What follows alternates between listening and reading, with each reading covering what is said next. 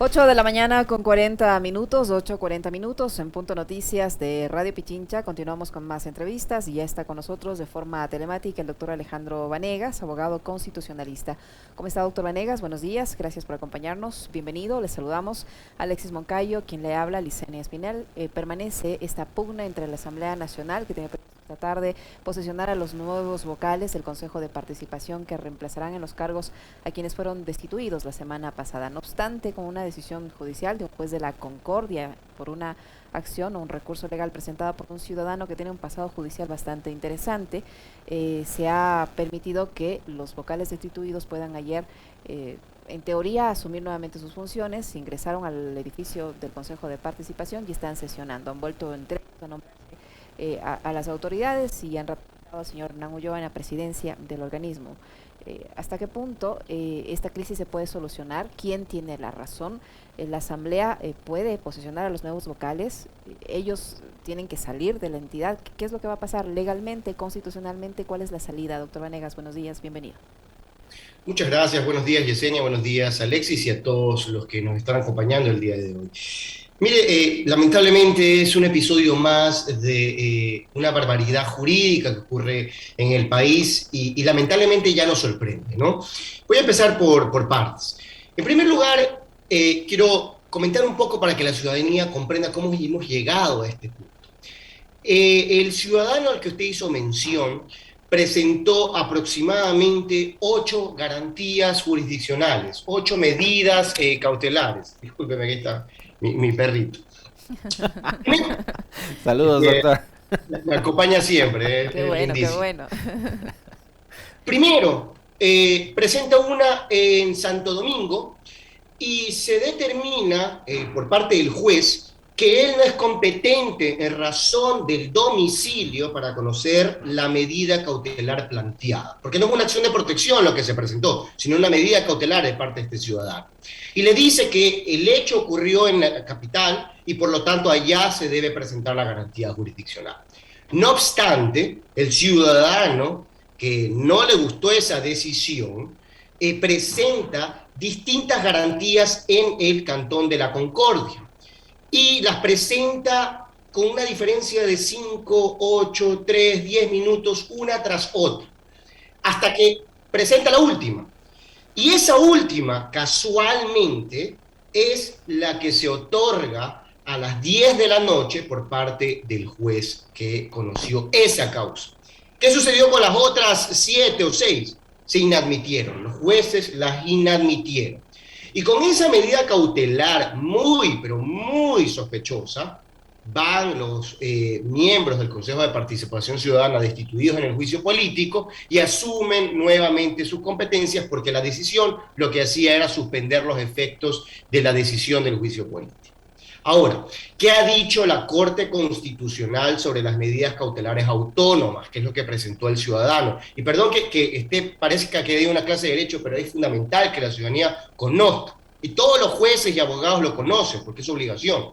Establece que las medidas cautelares autónomas no proceden cuando ya ocurrió la violación del derecho constitucional. Es decir, que si al ciudadano le parecía que existía una afectación, porque ya ocurrió, porque ya se destituyó, lo que tenía que hacer era presentar una acción de protección con medidas cautelares. Y ahí sí, pues tramitar las medidas cautelares en conjunto, no de manera autónoma, porque las medidas cautelares autónomas son temporales. Aquí estamos emitiendo una resolución que parece indefinida y se está desnaturalizando por completo la justicia constitucional. ¿Qué ha sucedido por el otro lado? Los miembros del Consejo de Participación Ciudadana que fueron destituidos presentan una primera acción de protección. ¿Y qué les dice el juez de esa primera acción de protección? Que la inadmite porque ya otros jueces están conociendo la misma garantía y por lo tanto pudiese afectar la seguridad jurídica del país, porque no vamos a presentar 100 garantías para ver si uno por ahí la concede y con esa me voy, y 99 la inadmiten y pues esas las desecho. Así no es la justicia constitucional. Y a pesar de que a ellos les notificaron de ese particular, junto con su abogado, volvieron a presentar otra acción de protección, ya habiendo sido beneficiados por la medida cautelar de este ciudadano. En otras palabras, Es terrible lo que está pasando con la justicia, es claramente una injerencia entre las funciones del Estado y pues lamentablemente ya nos sorprende como les había comentado. Qué gusto saludarle, doctor. Buenos días. Me complace eso de que sea su oficina, Pet friend. Exactamente, pet friendly. Muy bien, felicitaciones. Oye, doctor, a ver, cuando en el caso de Jorge Glass recurrieron a un juzgado de Manglar Alto, ahí resulta que Manglar Alto para los brillantes, lúcidos, preclaros analistas jurídicos que tiene este país y para los periodistas que también se creen en condición de ser abogados, fiscales, jueces y pontífices de todo, Manglar Alto era el último rincón en el fin del mundo. Entonces, al fin del mundo fueron a buscar un juez que le conceda un habeas corpus a Jorge Glass. Ahora que fueron a la Concordia, bueno, no está tan lejos, está aquí a 3 horas más o menos. Ahora sí está bien, pues. Entonces, para unas cosas, estas acciones de protección o estos recursos jurídicos y estos juzgados que están ubicados en la periferia, no cerca de la centralidad, son malos. Son el diablo, son el infierno, son lo peor, son basura. Pero cuando se trata de defender sus intereses y a sus protegidos, resulta que sí, que la jueza, el juez, lo que sea, actúa en derecho y los consejeros de participación ciudadana regresan ayer como superhéroes a tomar posesión de sus cargos. ¿Cómo entender eso y cómo también entender desde la condición de ciudadanos? Yo también me pongo como ciudadano, no únicamente como periodista, para entender cuando un abogado dice que una cosa está bien y otra cosa está mal, pero resulta que es lo mismo. Mire, lamentablemente por este tipo de irregularidades hay ese chiste de que contrata a 2 abogados y vas a tener 3 opiniones. Así es. Es decir, aquí lo que vemos es un doble rasero, un doble estándar, porque en el caso de Jorge Glass, el habeas corpus lo presenta porque tiene medidas cautelares vigentes hace 2 años, y aquí mismo hemos hablado de eso, de la Comisión Interamericana de Derechos Humanos. Pero, la ciudadana presentó una acción de habeas corpus en Manglar Alto. Pero acá vemos un ciudadano que presenta 8 medidas cautelares en la provincia de Santo Domingo, y ahí sí vemos cómo juristas y vemos cómo ciudadanos aplauden esa decisión totalmente irregular. Es terrible lo que está sucediendo. Y entonces también lo que estamos viendo es que la Asamblea Nacional, como tiene una mayoría de oposición que no nos gusta, pues yo con un juez voy a frenar absolutamente todo lo que haga.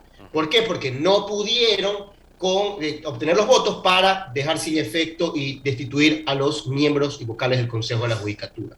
Entonces vemos un Estado fallido, yo ya lo vengo señalando hace meses, vemos un Estado fallido donde no se puede combatir la delincuencia, donde los jueces están con un órgano que totalmente cuestionado, donde la Asamblea Nacional pierde su legitimidad porque otras funciones del Estado se meten en ella y donde el Ejecutivo no tiene la capacidad de hacer cumplir sus políticas públicas. Es terrible lo que vivimos. Doctor Pero Vanegas, ahora tenemos un Consejo de Participación Ciudadana que fue destituido en legal y debida forma, porque la comisión tenía, y aquí vamos al punto central, la comisión no emite el informe. ¿Por qué? Porque le archivan el informe que destituía a los 7 vocales y no a 4. Y entonces, si no hubo el informe, el Pleno tiene que resolver el pedido de juicio político. ¿Qué va a hacer entonces? ¿Esperar indefinidamente a que haya un informe que probablemente nunca lo van a emitir?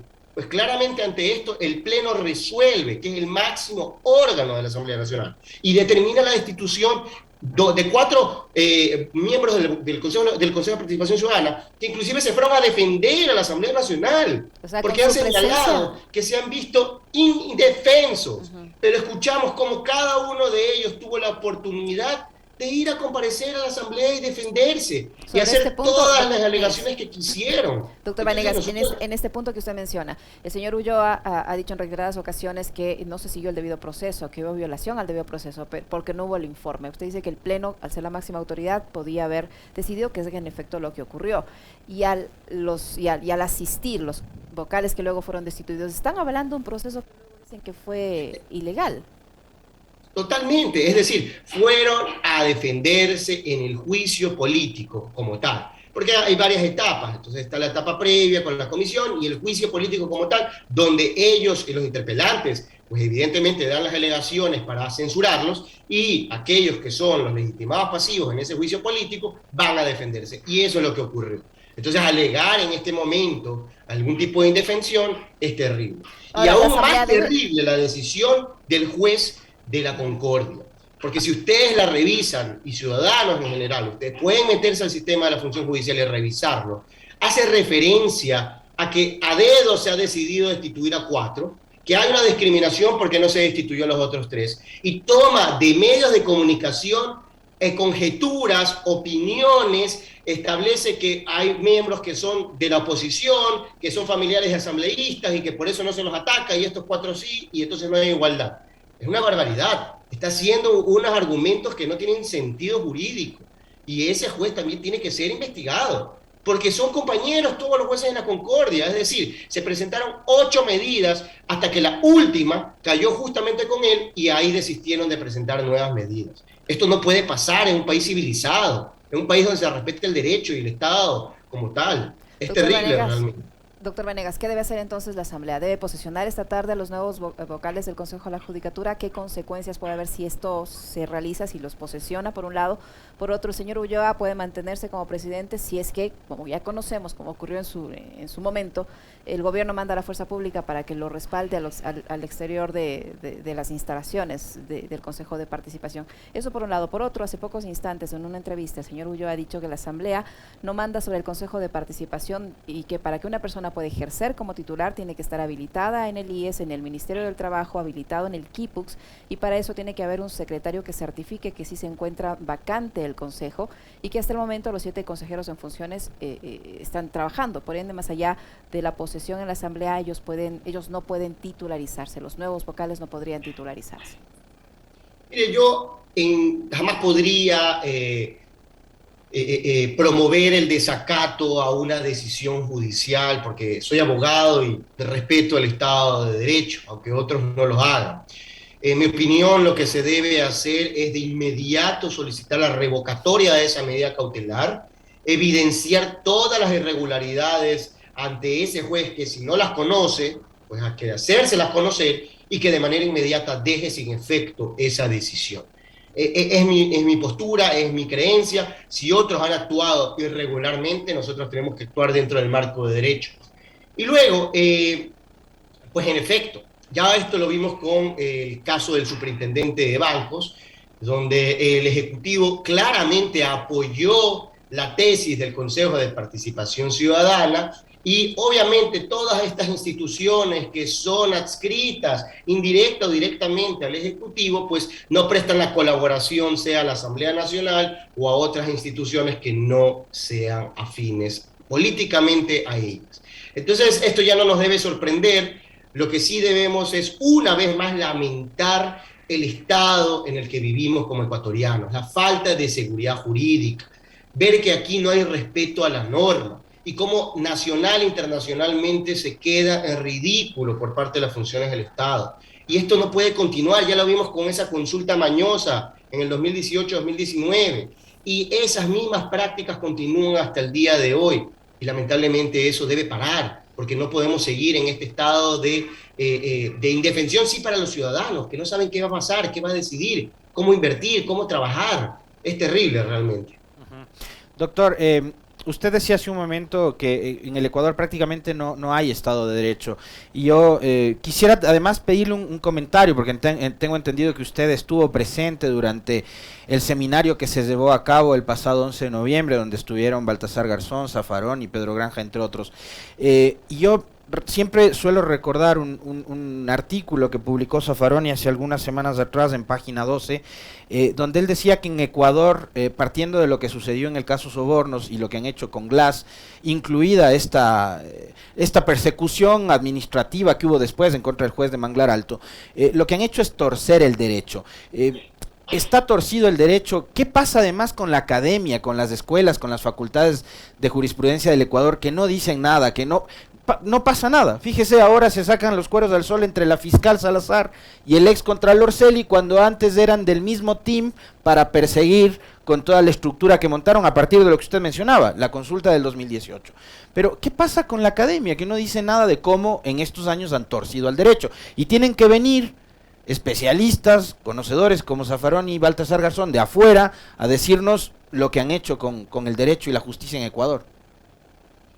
Y yo, permítame corregirlo muy respetuosamente, Alexis, pero yo soy profesor de Derecho Constitucional y he estado aquí ante usted en varias ocasiones en entrevistas justamente denunciando estas arbitrariedades. Pero usted es uno de una infinidad de analistas y de juristas que han preferido callarse. Y comparto con usted, lo que le quiero decir es que sí hay ejemplos dentro del país que han denunciado desde la academia este tipo de situaciones y circunstancias, porque no le afecta a un bando político a otro, le afecta al país como estructura, como una base sólida de seguridad jurídica que no existe. Y claro, vienen juristas reconocidos, respetados internacionalmente, con un evento académico netamente, como es el doctor Zaffaroni, como es el doctor Baltasar, y pues nos señalan lo que nosotros estamos hablando aquí el día de hoy y hemos vivido y estamos viviendo, una falta de seguridad jurídica, donde las normas ya establecidas no se respetan, donde el camino que se está trazando mediante el ordenamiento jurídico no se respeta, y donde las decisiones políticas, donde las decisiones de la voluntad de quien ostenta el poder en ese momento, pues es la que prevalece. Y lamentablemente no podemos continuar viviendo así. Yo ya lo he señalado, aquí es necesario desde las bases remover absolutamente todo y con una asamblea constituyente establecer un nuevo ordenamiento jurídico, con cultura jurídica, con cultura de respeto a la norma, al derecho, desde los ciudadanos hasta los sectores políticos y de aquellos que ostentan poder de otra índole. Es fundamental, porque estamos afectando el país y eso es lo que no se dan cuenta algunas personas que pretenden por beneficios personales dejar sin efecto este respeto a la norma. Y insisto, una vez más lo hemos visto con esta resolución de medida cautelar, que es una barbaridad, que es una arbitrariedad, y defenderla de cualquier manera sería, en mi opinión, terrible. Muchísimas gracias, doctor Vanegas. Un gusto haber conversado con usted. Muy amable. Fuerte abrazo, doctor. Fuerte abrazo, Alexis. Fuerte abrazo, Yesenia. Cuídense mucho. Muchas gracias. Gracias, muy gentil. Tiempo de despedirnos, Alexis.